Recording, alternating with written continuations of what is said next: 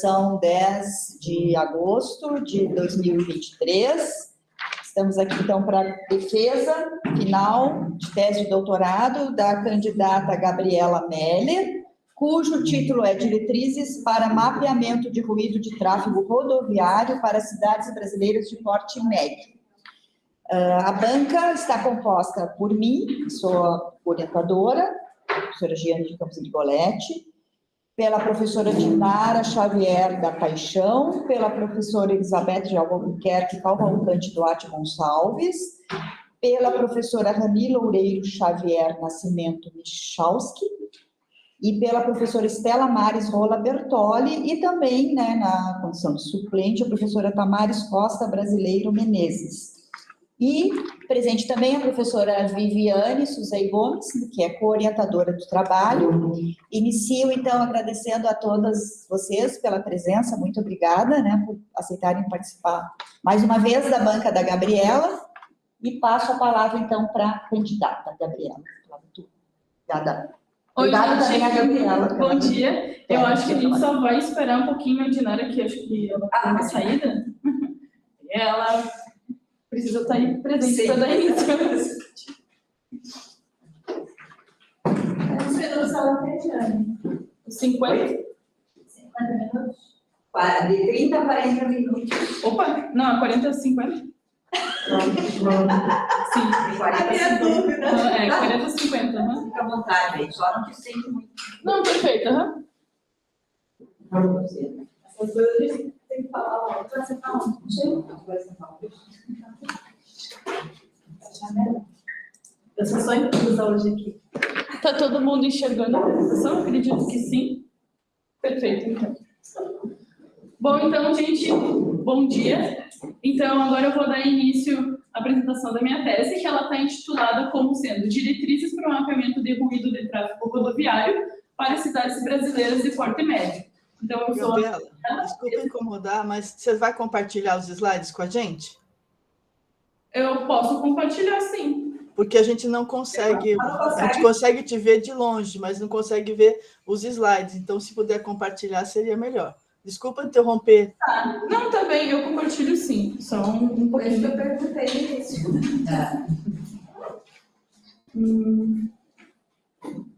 Não, compartilhar aqui, Gabi. Não, mas eles estão compartilhando. Não está sendo projetado? Não está sendo projetado, é isso que a Estela está falando. Ah, tá. Eu achei que era compartilhar por e-mail. Não, compartilhar. Não, é compartilhamento na tela mesmo, desculpa. Tá.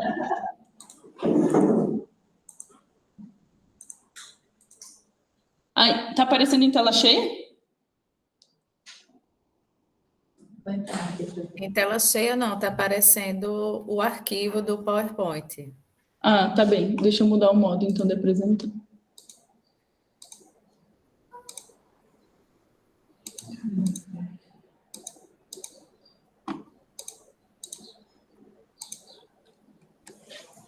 Agora sim? Agora sim. Agora sim, legal. Obrigado e desculpa interromper, viu? Ah, não, ótimo. Perfeito. Eu achei que era por e-mail. Bom, então, dando sequência aqui, né? Esse trabalho ele foi orientado e ainda está sendo, né, pela orientadora, a professora doutora Giane, com orientação da professora doutora Viviane. Então, a divisão desse trabalho, dessa apresentação, ela está como uma breve contextualização do tema, os objetivos dessa tese, e aí a tese está dividida com um artigo publicado e um manuscrito a ser publicado, que vai ser apresentado também, a discussão desses resultados da tese, as conclusões gerais e algumas sugestões para trabalhos futuros. Bom, então, dando início aí, a questão, o ruído ele pode ser oriundo de diversas fontes sonoras, dentre elas se tem as fontes móveis e as fontes fixas. As fontes móveis podem ser, por exemplo, o tráfego rodoviário, que é objeto de estudo dessa tese, o tráfego aéreo, ferroviário, fontes fixas como construção civil, indústrias, até algumas atividades de comércio. E aí, a ideia é que a gente consiga quantificar isso de uma forma gráfica, né? E aí, entra os mapas de ruído. Então, esses mapas a gente pode fazer ele com um intervalo de tempo já definido. A ideia dele é que a gente consiga bater o olho e fazer uma leitura direta do que está acontecendo. Nós conseguimos também atualizar os valores e termos atualizações rápidas desses mapas, e a ideia é quantificar e avaliar a exposição da população. Então, nós conseguimos colocar as pessoas que estão habitando cada edifício e fazer esse mapa aí para a gente quantificar o ruído ao qual essas pessoas estão expostas.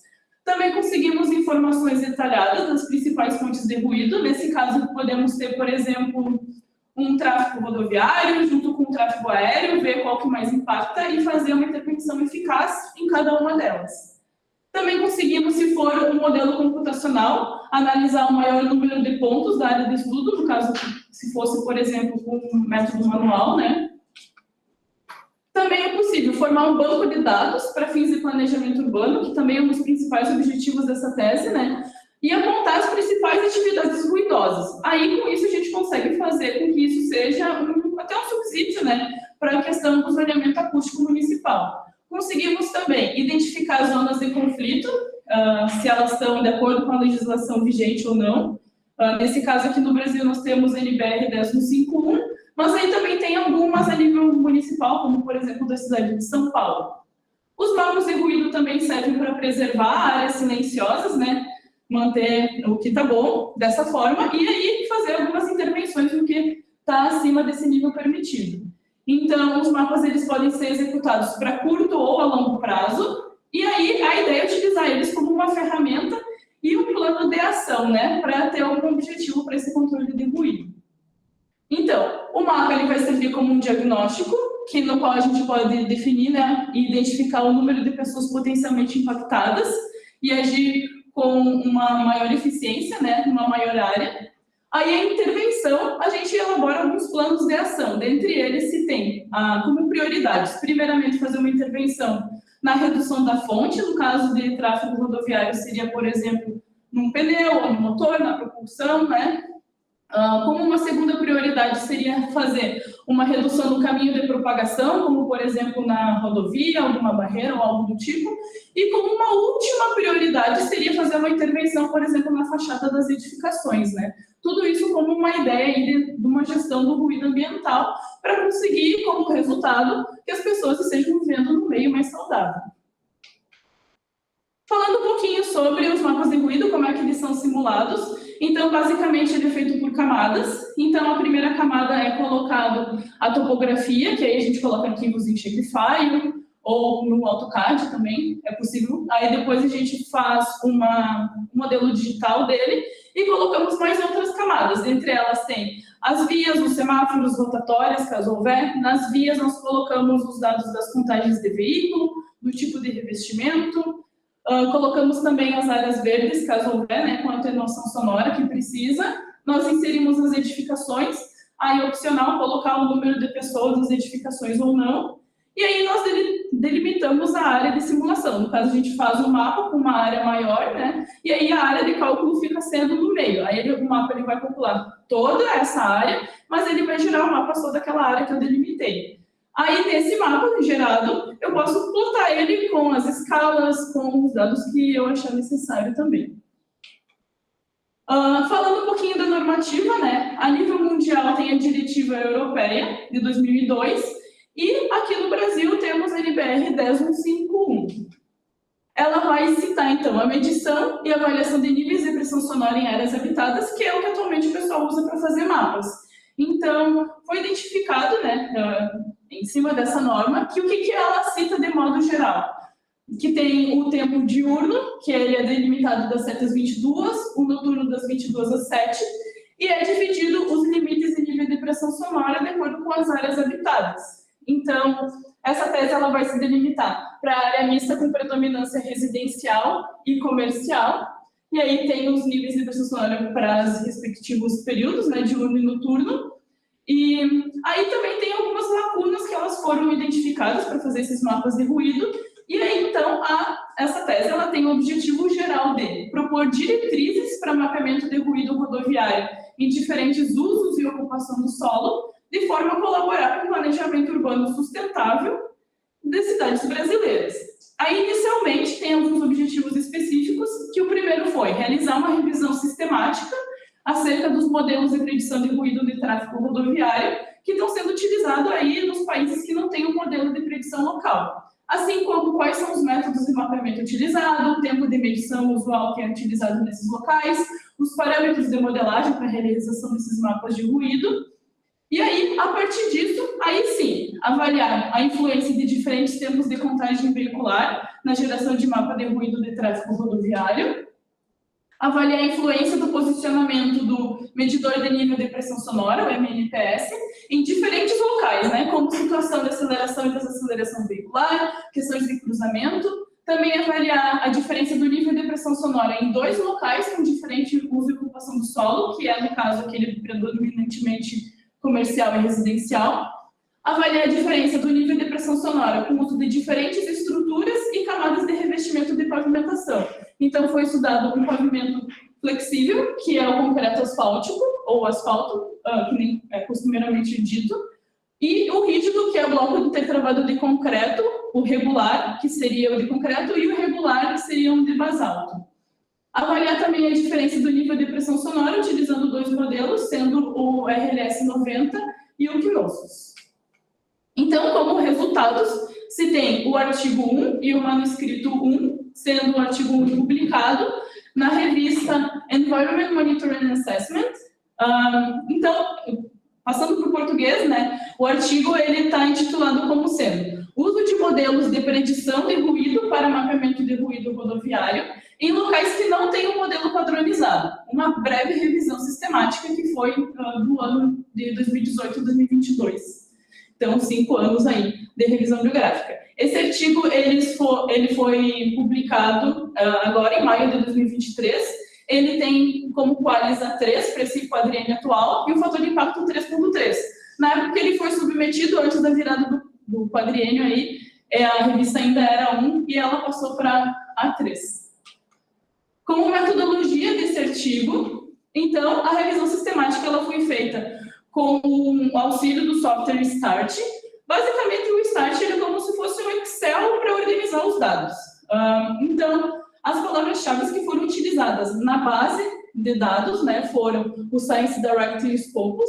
Aí lá foram feitas as pesquisas dos seguintes termos: Road Noise Mapping ou Traffic Noise Mapping. E aí foi compilado todos os artigos que deram lá. Numa base deu 191 artigos, na Scopus deu 576 artigos.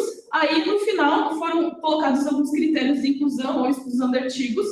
Inclusão de artigos seria que o artigo deveria ter feito um mapa de ruído de tráfego e que deveria ser em países que não têm um modelo de predição local. Então, por exemplo, o FHWA, que é dos Estados Unidos. Se tivesse um artigo que foi feito nos Estados Unidos que utilizou esse modelo, ele caía fora e ele era excluído dessa peneira, digamos assim.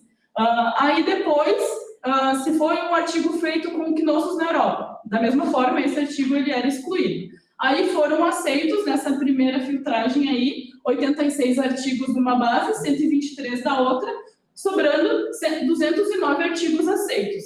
Esses artigos eles foram estudados e lidos na íntegra, e aí, ao final, o que foi aproveitado deles foram 27 artigos do Science Direct e 36 do Scopus, sobrando 63 artigos para fazer extração de dados, que é o que é composto esse artigo. Então, como resultados e discussões, os artigos eles ficaram compilados, né, numa publicação aí que eles foram feitos os mapas na China, na Turquia, na Índia, no Brasil, alguns no Canadá, teve na Singapura também, mas eles ficaram concentrados mais nesses países. Os modelos de predição que foram mais utilizados, então se tem, a maioria dos estudos eles adaptaram o modelo de predição local, que são esses em vermelho, que são os modelos já publicados, e outros artigos, 25 deles, utilizaram um método de interpolação ou uma técnica do inverso da instant weighting. Também, nesse caso aqui, né, por exemplo, esses 3 modelos principais, que é o alemão, o francês e o dos Estados Unidos, basicamente eles foram mais utilizados porque o número de inserção de dados dentro do programa ele é um pouco menor. Então, ele dá uma facilitada do que, por exemplo, do Knossos. Mas, aqui no Brasil, os modelos de predição aí que foram mais utilizados nesses trabalhos foram o francês, o ISO 9613, o LUR dentro do QGIS e o Knossos. O método de mapeamento mais utilizado foi o programa, né, comercial que mais foi utilizado foi o SoundPlan e o ArcGIS e o CADNA. No caso, o GIS ele é aberto, mas também foi bastante utilizado. Aí dependeu, né, do método que os autores escolheram para fazer esse artigo. Nesse caso, quando se usa um software comercial, tem algumas vantagens que se tem umas atribuições, umas facilidades um pouquinho maior de fazer mapa. Por exemplo, um software comercial eu consigo escolher o modelo de predição que eu quero utilizar, eu consigo fazer mapas verticais, eu consigo fazer alguns mapas mais detalhados, aumentar e diminuir o grid, e às vezes com alguma outra situação seria um pouco mais complexo de realizar, mas também daria, né? Também, por exemplo, num software desses aí, a gente consegue colocar o número de pessoas afetadas e já fazer isso tudo junto, né? Essa análise. Mas também, ao utilizar, por exemplo, um sistema de informações geográficas, como o que usa no GIS, no ArcGIS e assim por diante, dá para personalizar o código-fonte, dá para interpolar os dados de uma maneira bem mais simples, às vezes não precisa de tantos dados, né, que nem para fazer um outro dentro de um programa, então cada um tem as suas vantagens. Os horários de medição desses artigos compilados, a maior incidência foi nos horários de pico, eles fizeram bastante mapas durante o período de dia, alguns até citam que tem ali um pouco da periculosidade, já que eles estão sendo a maioria em países, às vezes, alguns né, em desenvolvimento ainda, e daí também isso aí acarreta que tem, às vezes, por exemplo, a situação ideal seria fazer um LDM, aí às vezes falta uma estação de monitoramento, ou algo do tipo, alguma coisa assim que dificulta um pouquinho a obtenção dos dados, né? Até alguns países, às vezes, não têm uma obtenção de dados de geoprocessamento tão fácil, então são algumas coisas que acabam dificultando um pouco na hora de executar os mapas. O tempo de medição que mais foi utilizado aí, 11, 10 artigos utilizaram um tempo de medição de 15 minutos de duração, às vezes 10, 5, teve também em mapas dinâmicos a tempo real, também foi possível ser realizado nesses artigos aí. Quanto ao tamanho do grid utilizado e as alturas de realização do mapa, a diretiva europeia pede que sejam os mapas realizados a 4 metros de altura, que teve 20% né, dos trabalhos compilados, mas a maioria dos mapas realizou eles na altura do tripé, sendo ali 1,5, 1,20. A altura do grid, o tamanho do grid, ele se deu a maioria aí de 10 por 10, mas aí isso daí depende do objetivo do trabalho, né? O tamanho do mapa, o nível de detalhamento que se busca.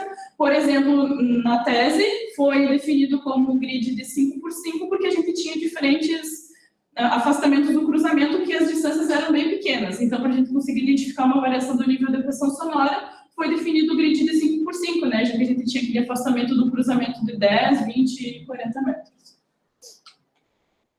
A respeito de perspectivas futuras na área, então, os trabalhos de mapa de ruído de tráfego rodoviário em locais que não têm um modelo pré-definido, eles estão crescendo ao longo do ano, né, demonstrando aí a importância do tema. Só teve uma pausa aí por causa da pandemia, uma influência significativa aí nas publicações, mas agora no ano de 2023, atualizando esses trabalhos aí, cada vez estão sendo mais publicados nesses países, mesmo tendo essas dificuldades. A respeito, então, do manuscrito 1, a ideia dele é publicar na Applied Acoustics, que ela tem o fator de impacto de 3.6, o Qualis A2 para Engenharia 1, e a ideia é intitular esse artigo como sendo Diretrizes para mapeamento de ruído de tráfego rodoviário em uma cidade de porte médio. Então, aqui a ideia era mostrar que esse artigo ele pode ser aplicado, contanto que tu tem uma área de estudo semelhante, né, uma cidade que tem as mesmas condições, dá para replicar esse estudo. Então, como materiais e métodos, a área de estudo se deu como uma motivação, sendo a cidade daqui de Santa Maria, que ela tem um porte médio, ela está situada em um país em desenvolvimento e, principalmente, de que ela não tem um modelo de predição local aqui no país. A topografia também, né? Ao longo de uma via, essa cidade foi escolhida porque ela é composta bastante por morros dentro da própria cidade, do meio urbano aí. Então, ao longo de uma mesma via, tem bastante aclive e declive. Então, no caso for realizado o mapa, é interessante saber onde é que dá para posicionar esse medidor de nível de pressão sonora para colocar ele sempre no local mais crítico, né? Para a gente conseguir fazer umas intervenções mais eficazes aí nos mapas de ruído. Aí foram definidas 5 zonas de estudo, Essa zona 1 aqui, ela é definida como sendo uma zona de uso e ocupação com predominância residencial. A zona 2 é com uso e ocupação com predominância comercial. E aqui, essa zona 2.1 seria uma zona comercial que tem uma edificação complexo hospitalar, então tem uma edificação com uma área sensível ao ruído aí. Aí ainda, essa zona 1 aqui, ela é com revestimento asfáltico, essa aqui é de bloco, essa aqui é asfáltico, essa aqui é de bloco com uma corzinha aqui que tem de basalto, e essa aqui, ela é asfáltico que tem essa área sensível. Então, analisando os pontos que foram feitos, né, de coleta aí, tem para a zona 1 com superfície de asfalto. Esses em vermelho aqui analisou a influência da aceleração e desaceleração veicular para as questões de semáforo, então posicionado antes e depois. Esse aqui é para a questão de aclive e declive, no qual foi posicionado, inclusive, um medidor no canteiro central, sempre que possível, para a gente conseguir ver esse ruído que veio acumulado aí das duas faixas de rolagem. Esses outros pontos em azul é para analisar a questão da influência do afastamento do cruzamento, 10, 20 e 40 metros. E esses em branco aqui são os calibration points que a gente utilizou para fazer os mapas de ruído e ter dados, né, de todas as ruas e não ficar com dados em branco. Aqui também tinha um ponto de calibração, ele não aparece aqui porque mais para cima fica aquela zona do hospital que a gente utilizou essa medição para colocar os dados.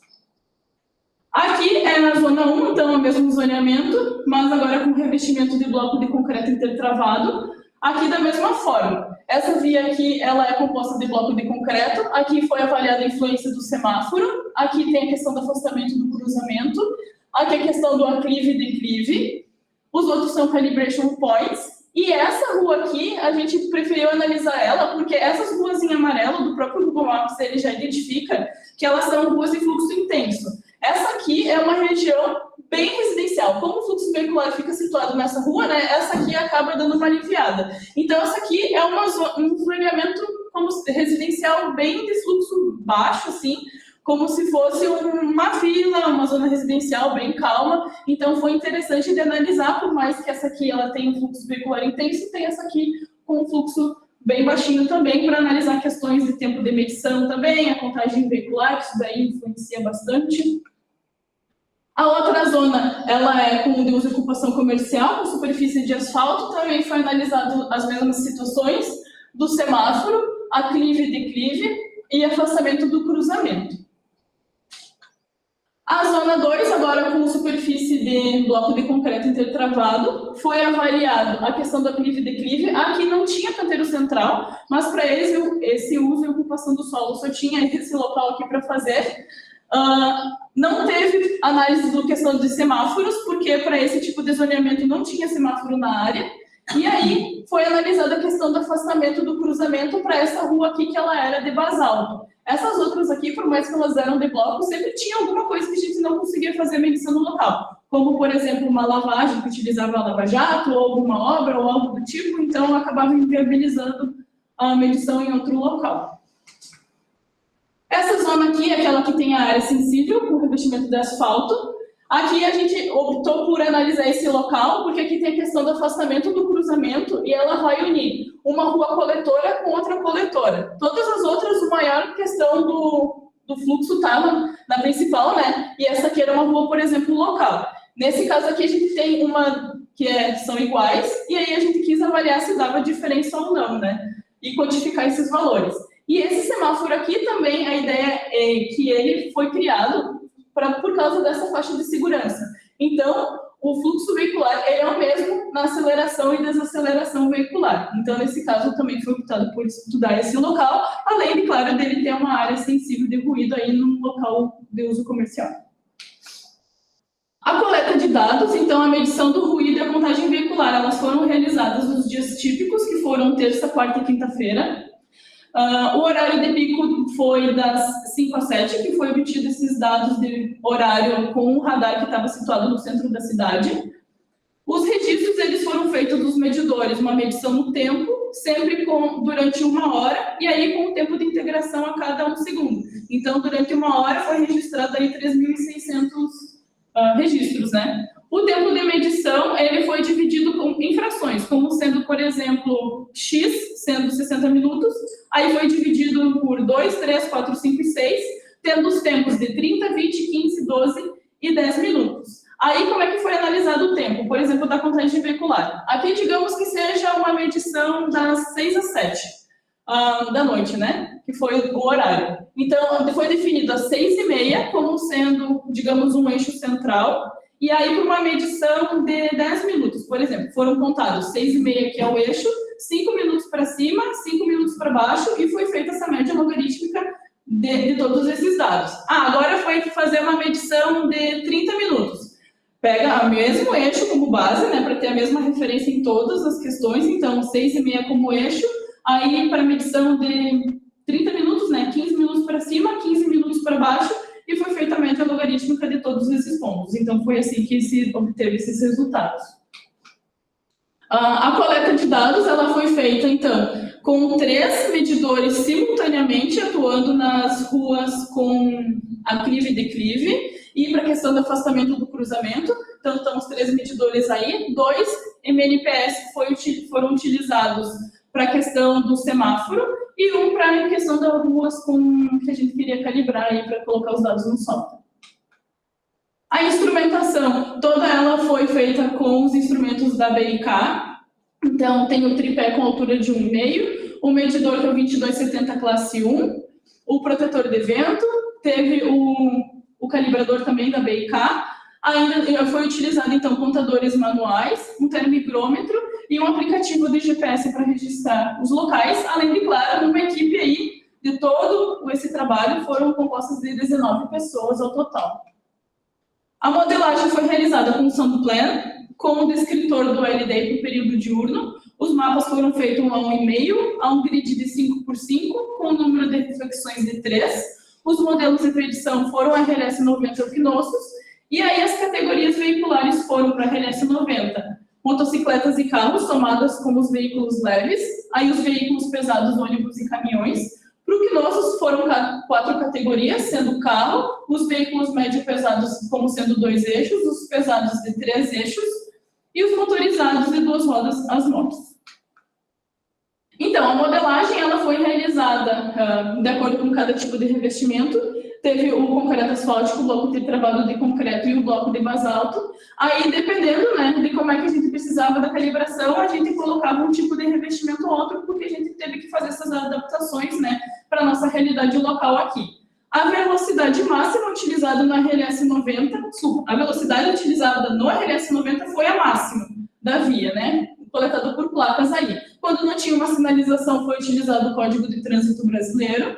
E o Equinoxus, ele pede a velocidade média, mas foi utilizada a velocidade máxima permitida na via, porque a gente não tinha como medir diretamente a velocidade média. Mas teve casos que, aí, para a gente conseguir calibrar os nossos mapas, a velocidade máxima não era efetiva da via. Então, o que aconteceu? Eu passei com o meu carro para ver, porque em horário de pico a velocidade acabava não sendo, por exemplo, de 60 km por hora. Aí eu passei com o meu carro, por exemplo, na rua da Fernando Ferrari e eu vi que os carros estavam a 40. Quando eu coloquei 40 no meu software, consegui calibrar os pontos. Então, tem algumas coisas aí que precisam ser ajustadas de acordo com a situação. Quanto aos resultados e discussões, então, para calibrar os mapas, foram feitos 10 mapas de ruído, dentre eles 5 do RLS 90 e 5 do Equinoxus. Aqui a gente consegue avaliar, por exemplo, que a diferença do RLS e do Equinoxus, ambos consideram, por exemplo, o RLS 90 considera um adicional K, com aumento do efeito do semáforo, o Equinoxus considera efeito de aceleração e desaceleração, então os dois vão analisar esses casos. Para a zona 1, que com revestimento de asfalto foi particularmente mais tranquilo, assim, para calibrar esse software, esse mapa não teve muitas dificuldades.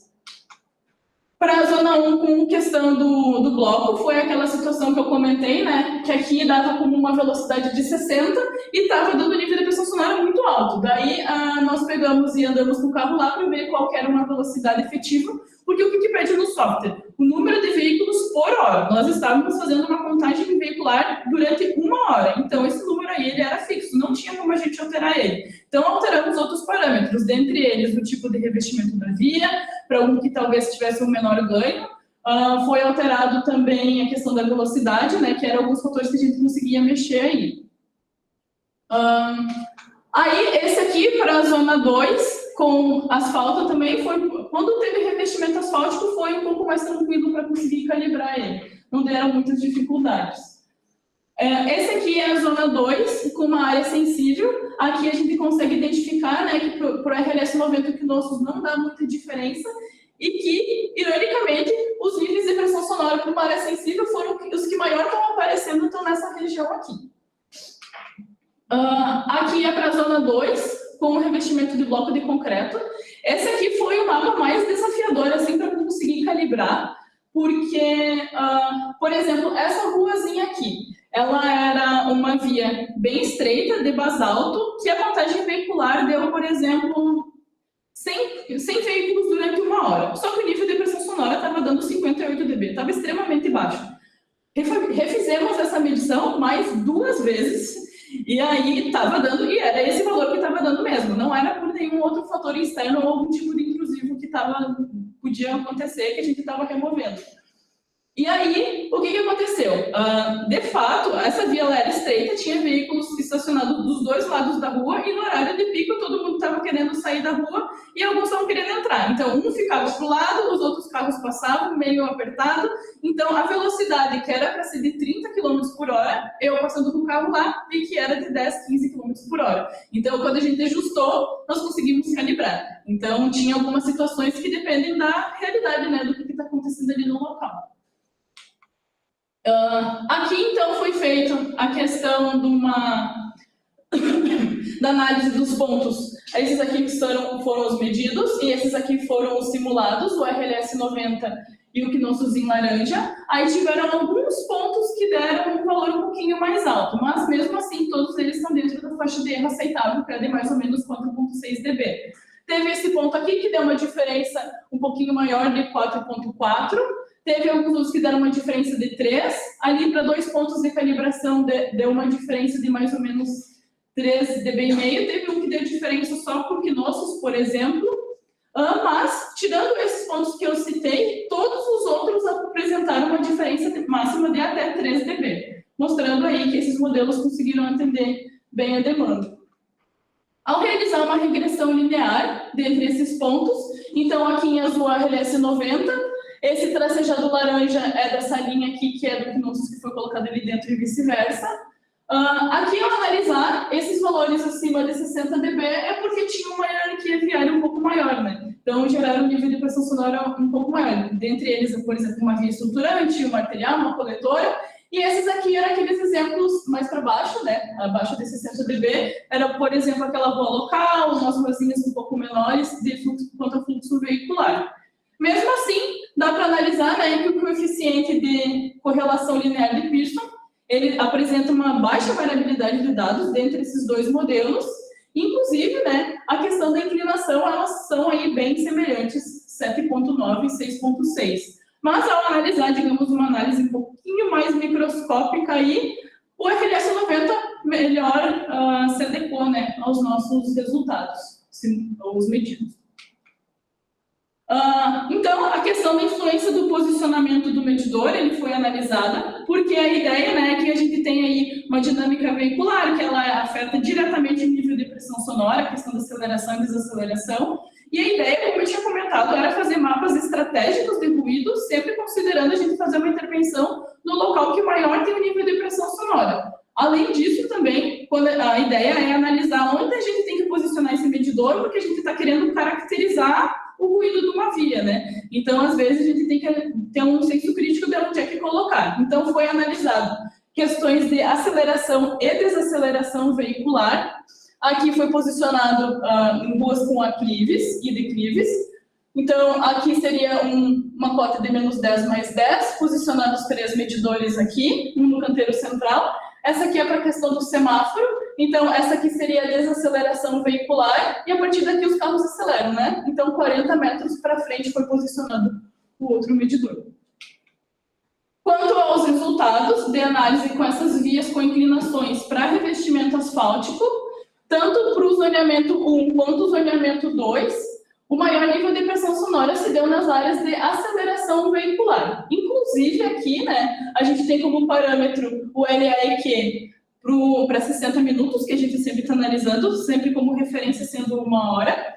Então, aqui, nesse isolamento 2, a aceleração, ela deu um maior... Claro que aqui é uma análise microscópica, né, porque se for arredondar para um dB inteiro, acabam sendo valores dando um dB aí de diferença. Mas analisando microscopicamente essa diferença aqui, que por mais que tenha dado 0,89, passaram 312 veículos a mais na desaceleração, inclusive teve mais veículos pesados passando aqui, que era o local de fluxo, né, sentido centro-bairro, ali no horário de pico do pessoal indo embora, e mesmo assim, o nível de pressão sonora deu na aceleração, indicando que o ruído de propulsão ele é predominante para esse tipo de caso. Já analisando para a questão de revestimento de bloco intertravado, aqui o nível de pressão sonora se deu no local de desaceleração veicular, e aí, aqui, por exemplo, nesse caso aqui, claro, né, passaram 500 veículos a mais na desaceleração, mas aqui a maioria dos veículos passaram na aceleração veicular, mas o nível de pressão sonora deu maior na desaceleração. Aí o que tinha em comum desses dois fatores? Tinha a questão do número de veículos pesados passando. Então, onde é que os ônibus estavam se concentrando, ali estava dando maior número de nível de pressão sonora. Para a questão dos semáforos, né? Então, aqui também o tipo de revestimento ele foi um fator predominante no nível de pressão sonora. A contagem da questão do semáforo foi realizada com... Aqui está o medidor, eu estou contando tudo que está passando na frente do medidor, mas também na outra faixa de rolagem da frente também foi contabilizado, que às vezes tem alguns carros, né, que eles vão entrando conforme vai abrindo e fechando o semáforo. Então, aqui está toda a contagem. Para a questão do revestimento asfáltico, para a zona 2.1, a posição do medidor não foi influenciada, porque aqui era aquele caso que a gente tinha que o fluxo veicular ele era constante, né? Lá naquela rua que só tinha ele posicionado o semáforo lá em virtude da faixa de pedestre. Então, aqui a gente viu que essa diferença que foi irrisória para a questão do posicionamento.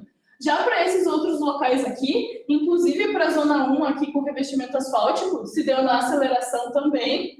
Aqui passou 424 veículos a mais. E aí, na aceleração veicular, em função do semáforo que eles estavam parados, né, e aceleravam, aumentou quase 5 dB aí de nível de pressão sonora. Para o revestimento de bloco intertravado, então a gente só tem o posicionamento do semáforo para uma zona, né, porque aquela outra zona comercial não tinha semáforo, então deu maior no local de desaceleração veicular, em virtude também do maior número de veículos e também a passagem de veículos pesados se deu aqui. Então, o que acontecia? Quando a gente estava fazendo a medição, era audível, literalmente, a situação dessa questão do revestimento de bloco intertravado de concreto.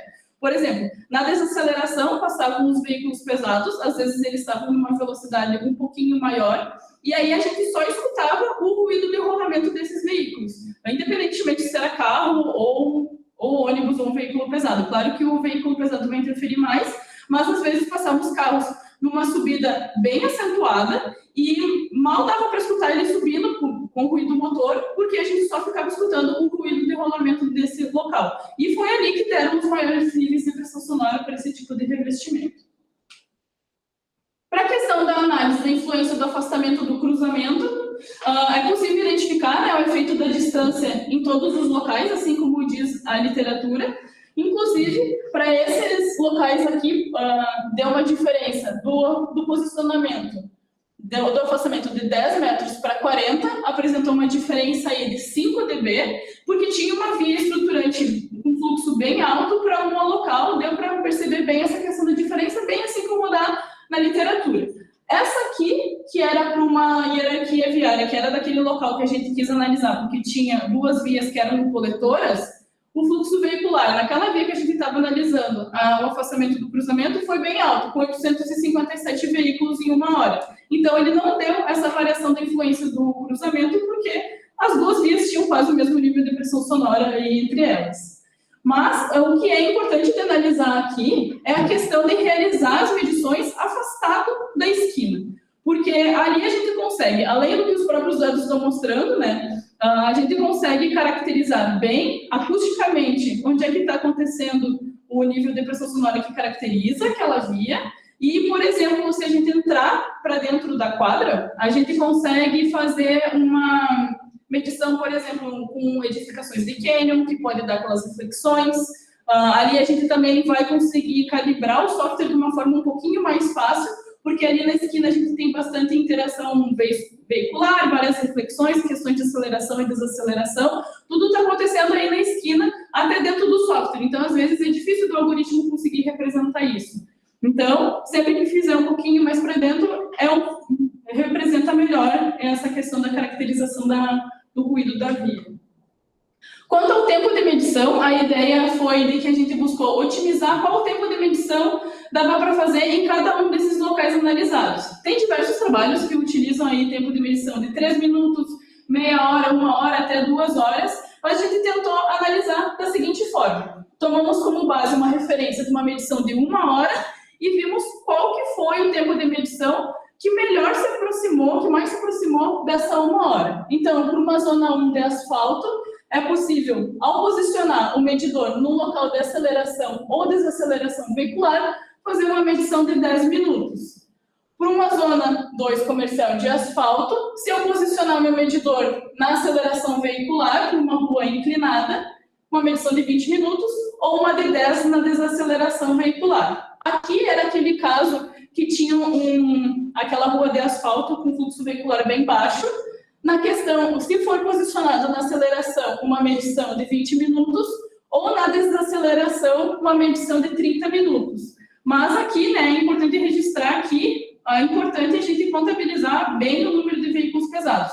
Então, se aquela via passar um ônibus naquele período da hora, é importante a gente conseguir registrar ele naquele período para a gente conseguir intervir de uma forma mais eficaz em cima do mapa de ruído durante esse tempo. Aqui nas vias com inclinações, para a zona 1 com revestimento de concreto, se posicionarmos o medidor na aceleração e desaceleração veicular, dá para fazer uma medição de 10 minutos. Para uma zona 2 de bloco de concreto, uma medição de 12 minutos se posicionado na aceleração veicular, ou uma de 10 minutos se posicionado na desaceleração veicular. Ao analisar a questão dos semáforos, então, se eu posicionar o meu semáforo no local de aceleração, né, para uma zona 1 de asfalto, eu preciso fazer uma medição de 12 minutos, ou na desaceleração eu posso fazer uma medição de 10. Se eu for para um zoneamento comercial, preciso fazer uma medição de 20 minutos na desaceleração, ou de 30 minutos na aceleração. Claro que se for comparar esse aqui, os outros também deram 73, mas ao fazer uma análise microscópica aí, o que deu a menor diferença foi a medição de 30 minutos, dando uma diferença aí de 0,4 dB em relação à medição de referência. Aqui para uma área sensível, né, deu para fazer uma medição de 10 minutos, tanto faz, se for posicionado o medidor na aceleração ou desaceleração veicular, porque aqui o fluxo ele é constante.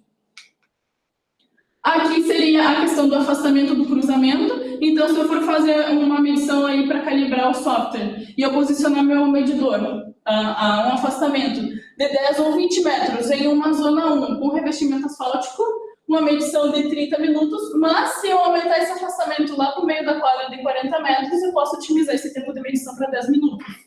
Para uma zona 2 de asfalto, eu posso otimizar minha medição, independentemente do afastamento do cruzamento, para 20 minutos. E aqui, que tem aquela área sensível, ficou com 10 minutos para aceleração, para 10 e 20 metros, e 30 minutos para 40 metros. Mas esse local aqui, como ele não deu influência do afastamento do cruzamento, esses dados eles não foram representativos.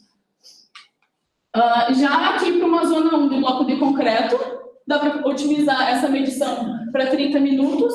Para uma zona 2 de basalto, que era aquela ruazinha que eu comentei que ela era estreita, dá para otimizar para 10 minutos a medição. Mas é contando que aquele local não tem fluxo de veículos de transporte público, né? Então dá para otimizar. Senão, o ideal seria aumentar esse tempo de medição. A contagem veicular, então, a ideia é que a gente faça as medições durante esse tempo. E aí, qual o tempo da contagem veicular? Basicamente, o que é colocado no software é a inserção do número de veículos por hora, mas aí tem diversos trabalhos que fazem medição, por exemplo, de 10 minutos a contagem, e aí depois multiplica por 6 e assim por diante. Aí, o que foi analisado? Foram feitos testes dentro do Sound Plan, que considerou uma via plana, sem dano proveniente do revestimento da superfície, e colocado uma velocidade constante aí de 50 km por hora. Quando foi dobrado o número de veículos, tipo de 100 para 200, obviamente, que nem diz a teoria, né, teve um aumento de 3 dB. Mas, dentre os modelos, a gente fez um teste do que foi considerado mais influente dentro de cada algoritmo, né? Então, para o RS 90, nós mantivemos os veículos leves constantes e daí nós duplicamos o número em relação aos veículos pesados e o nível de pressão sonora aumentou em 27%. Na mesma análise para o Knossos, aumentou em torno de 3% para motos, 8% para veículos médio pesados e 12% para veículos pesados. O que indica, né, que o número de veículos pesados e médios pesados eles vão ter uma grande influência no nível de pressão sonora total. Quanto às discussões, aqui eu só vou mostrar então como é que ficaram as diretrizes dentro da tese propostas. Então, eu vou mostrar de um modelo aqui, que seria para a zona 1, com zoneamento predominantemente residencial com revestimento asfáltico. O parâmetro analisado, as rodovias com inclinações, semáforos, afastamento do cruzamento e o modelo de predição. Nesse caso, vai ficar igual a RLS 90, né, para todos. Aí, qual o tempo de medição? Eu posso posicionar meu medidor em diversos locais. Se eu posicionar ele numa rodovia inclinada, eu posso fazer um tempo de medição de 10 minutos para aceleração veicular ou desaceleração. Para uma região com um fluxo veicular baixo, eu posso otimizar meu tempo de medição para 20 minutos para aceleração ou 30 minutos se eu posicionar o medidor na desaceleração. Se eu posicionar no semáforo, no local de desaceleração, 10 minutos, na aceleração, 12. Se eu quiser posicionar ele em relação ao afastamento, 20 minutos no afastamento até 20 metros e 10 minutos acima de 40. Aqui é a análise do posicionamento do medidor de nível de pressão sonora, qual que é o local mais crítico a fim de se realizar mapa estratégico de ruído. Rodovias inclinadas e semáforos na aceleração veicular, afastamento do cruzamento indicado ficou para 40 metros, e o tempo de contagem, a ideia é que se faça uma contagem veicular no mesmo tempo, que a gente conseguiu caracterizar bem o ruído da via, mas fazer de 1 hora, que é o que pede o software, né, caso a gente tiver uma via local aí com uma passagem de veículos pesados, num local mais residencial com fluxo bem baixinho. Aí o mesmo segue para as outras zonas. E aí, aqui tem uma indicação, né, que independentemente do uso e ocupação do solo e do tipo de revestimento da via, o recomendado, se a gente estiver fazendo uma medição no tempo, é aumentar em 5 minutos para a gente conseguir tirar esse intrusivo, caso houver, né? Então, aqui a gente consegue ter uma gordurinha, assim, caso houver uma passagem de via ou algo do tipo que possa influenciar para a gente não precisar refazer essa medição. Como conclusões, então, de forma geral, o planejamento urbano ele deve ser desenvolvido com base em todas as variáveis e, dentre elas, o mapa de ruído é uma delas, né? A hipótese dessa tese se entende que ainda tem ou tinha, né, algumas lacunas na obtenção de dados acústicos e na adaptação de modelos de predição de ruído de tráfego. E aí, então, essa tese buscou responder algumas questões dela, né, para apresentar uma série de estudos e fornecer uma base sólida aí para padronizar, inicialmente, a elaboração de mapas estratégicos de ruído, como, por exemplo, aqui no Brasil. A limitação desse trabalho é que foi feita apenas para o período diurno e com um software.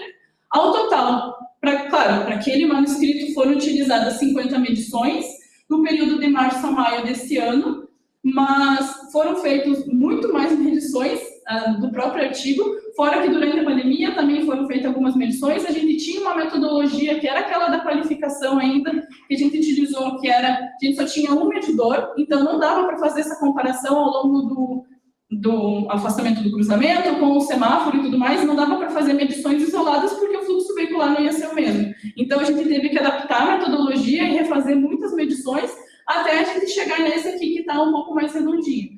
Também durante, né, a tese aí, teve algumas dificuldades de realização em virtude da pandemia, que a gente tinha um fluxo veicular totalmente atípico, os locais que estavam fechados aí. Também teve questões que a gente só tinha um medidor, tinha problema de bateria, tinha medições para refazer por causa de intempéries. Depois apareceram mais 2 medidores, aí a gente refez toda a metodologia, porque daí sim que a gente conseguia fazer tudo o que a gente queria. Ainda assim, a gente fez uma extensão aí de 50 metros e pedia nos lugares aí para colocar na tomada, e às vezes o estabelecimento fechava, a gente perdia a medição, então era assim, foi um desafio que só uma medição de campo aí consegue proporcionar, e um doutorado também, mas fica evidente aqui que nenhuma medição foi realizada durante esse período aí da pandemia, e nós concentramos uma força-tarefa para fazer todas elas agora, no período, inclusive, de volta às aulas, né, não era de férias. E sempre de terça, quarta e quinta, e que não era feriado. Então, e ainda tinha chuvas e etc, bem chuvoso maio, foi um combo bom, assim. Então, para a realização dessa pesquisa, todos os objetivos propostos foram realizados e atingidos, e aí, do artigo publicado e do manuscrito, se sugere que a próxima geração de modelos de emissão de ruído deve considerar variações de velocidade, o tipo de pavimentação, a influência da aceleração veicular e de regimes de congestionamento. Então, nesse caso, é importante implementar no planejamento urbano, sempre pensando na relação aí de causa e efeito, considerando o planejamento que vai analisar a hierarquia viária e, principalmente, o pavimento, né, coerente com o zoneamento urbano. Não vamos colocar aí, por exemplo, um revestimento mais ruidoso no local residencial. Tem algumas estratégias, por exemplo, que se dá para avaliar, por exemplo, como colocar a rota de veículos pesados numa área predominantemente residencial. Ela vai acontecer, né, porque as pessoas precisam chegar na sua casa, mas o que se pode fazer? Utilizar edificações comerciais como se fosse um edifício barreira para esses locais mais residenciais que são lindeiros. Outra alternativa também é evitar o uso de semáforo próximo a uma área residencial. Assim, a gente tem um fluxo veicular com maior fluidez, né? Então, a ideia é que alguns países eles podem adotar modelos de predição de ruído, mas as validações, né, elas têm que ser ajustadas aí de acordo com os objetivos dos mapas. A longo prazo, se sugere que cada país adote uma padronização, que é o que a gente está tentando implementar aqui, para conseguir comparar, né, esses mapas a longo prazo, que todo mundo esteja fazendo de uma forma direcionada. E, em segundo, né, o ideal é que se desenvolva o próprio modelo local, que é a situação ideal, para criar mapas estratégicos que a gente consiga avaliar ao longo do tempo e seja mais fácil de refletir a questão da simulação local. Sempre com o objetivo, né, que a gente consiga fazer intervenções eficientes a respeito do nível sonoro dos locais. Sugestões de trabalho futuro seria analisar o ruído da interação pneu-pavimento para diferentes velocidades, investigar a influência da aceleração e desaceleração veicular em rotatórias, seria aí a pesquisa, e também, na situação ideal, é elaborar um modelo de predição aqui para o local de estudo. As referências, e estou disposta a responder as perguntas do pessoal. Muito obrigada.